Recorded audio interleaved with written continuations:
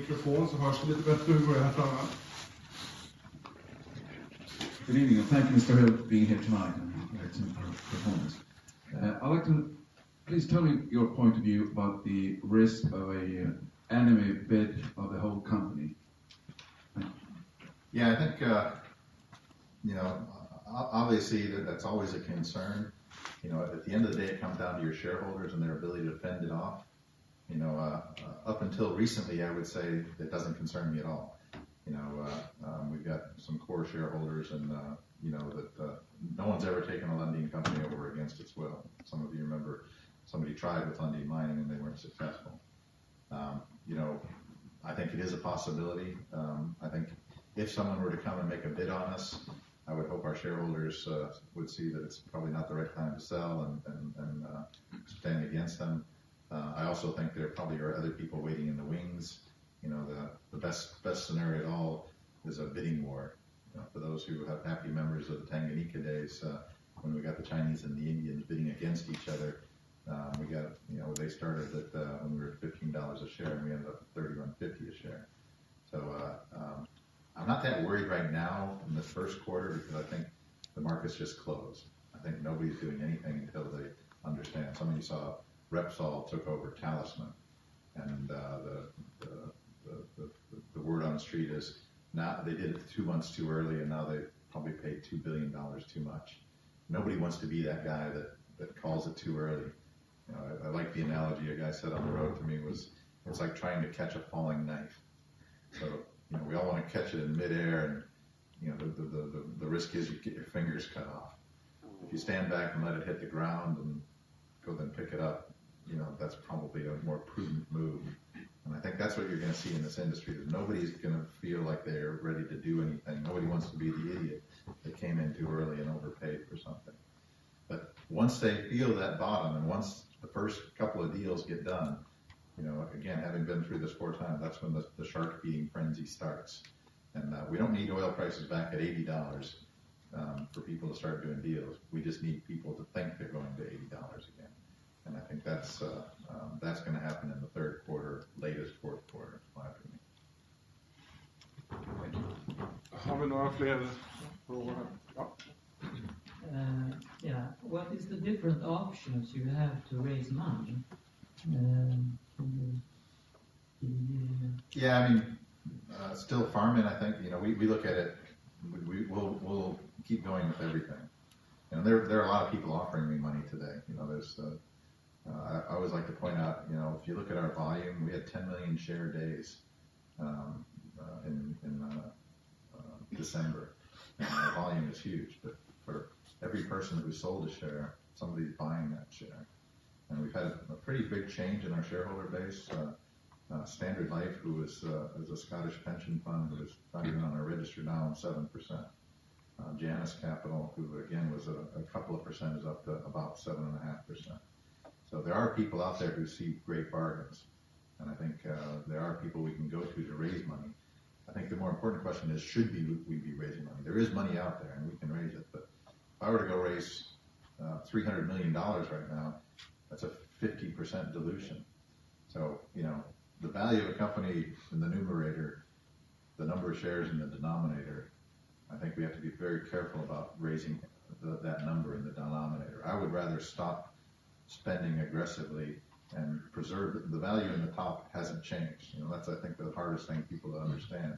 Our share price has gone down 70%, but the value in the numerator hasn't changed. The project is still worth what the project is worth. And we have to be careful about destroying that value by raising too much money. The money's out there for an equity raise if we want it. And we may have to take a little bit to see us till the end of 2016, but we don't have to make that decision right now. We're funded through, well into the second quarter, close to the middle of the year. But I think the other options, the biggest option is farming. I still think farming is probably the less dilutive, better, for the deals we're offering people. And we're also looking at some mergers. There are some companies that are cash-rich production companies with strong balance sheets, very little debt, but with no growth opportunities. So we've talked to a couple of those guys, and they see a great synergy. They could pick us up for growth. The problem is their share prices haven't suffered as much as ours. So if you start looking at putting the two together, they would have to pay us a premium to get there. And the thing with guys with money right now, they're just sitting there hoarding it, like Midas. They don't want to give up their money just yet. And again, we probably have to wait until we see the bottom of things. I wonder if one option could be to go to the bank and borrow some money for a short period. No. The Swedish bond market was all over us last year, and I remember telling all of our guys, we're an Explorco. We don't have any production, and we don't have any cash flow. So if you've got debt in times like this, if you don't have debt, it's painful and it hurts. If you've got debt, you're finished. And I would say 15 to 20% of the companies in our space are finished. They may not know it yet. They're the walking dead. But they don't know they're dead, but they are. They'll never be able to recover.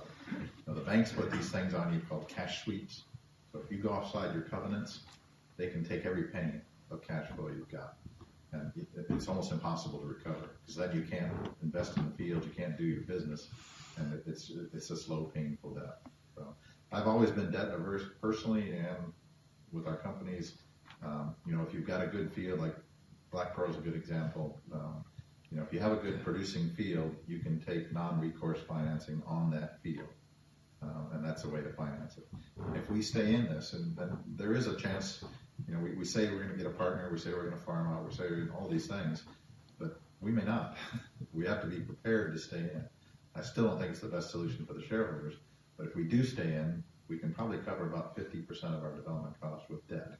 Then it makes sense. Then we've actually got production in the horizon, the pipeline's finished and all of that thing. Then I think we can take debt. But until we're much, much closer to that end game, I don't think we take that. Thank you very much. And do we have any further questions? Here.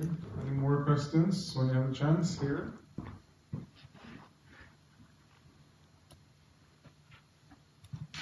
I should like to know how much does it cost for you to get up to oil? Pardon? The cost. Cost of producing oil. Yeah, that's one thing that's very pleasant in Africa Oil. Our operating costs are going to be somewhere between $5 and $6 a barrel. Our pipeline tariff is probably going to be about $7 a barrel. So we're all in about $12, $13 a barrel. So if we get producing and the oil price goes down again, we don't have to shut in until probably $15 a barrel. Now, there's a different number there about full cycle economics. We're front end capital loaded. So if the question is, what oil price do we need to develop these fields? We can probably meet minimum thresholds somewhere between $40 and $50 a barrel oil. At $60, it looks good. At $70, it starts looking really good. Anything above 80 is, kind of a world-class return, because our costs are low and our contract is quite good. Ska vi se om det var några fler frågor här kanske? I have a question. I would like to everyone raise their hand who thinks that oil is going to recover to above $50 a barrel by the end of the year. All right, now I'm going to start putting out numbers here. Lower your hand when you think so $60.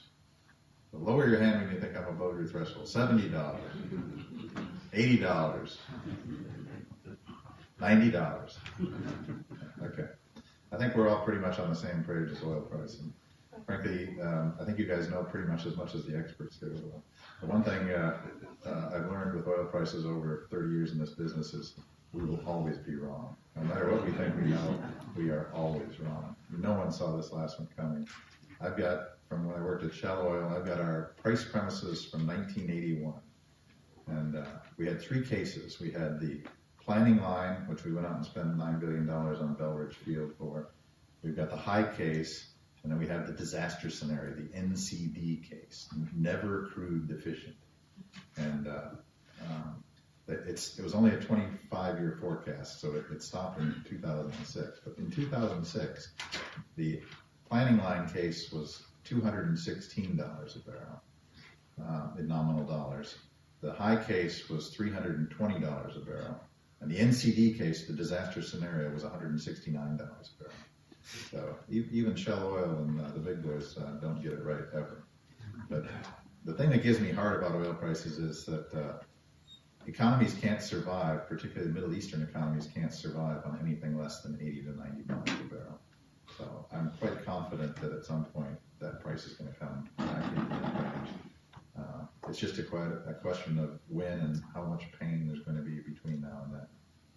So thanks everybody for supporting. I know it's been a rough ride for my long-term shareholders. It's been a rough ride for me as well. Any thoughts I had about early retirement have now come back significantly. So you'll be seeing me around for a while, I'm afraid. And one last comment. Yeah. Thanks again, Mr. Hill. Please tell me, when will you be back here in Stockholm? My guess is probably, well, I'm coming back for Capital Markets Day at Pareto in May, so that's probably the next time I'll be back. I'm looking forward to see you again. Thank you. All right, thank you.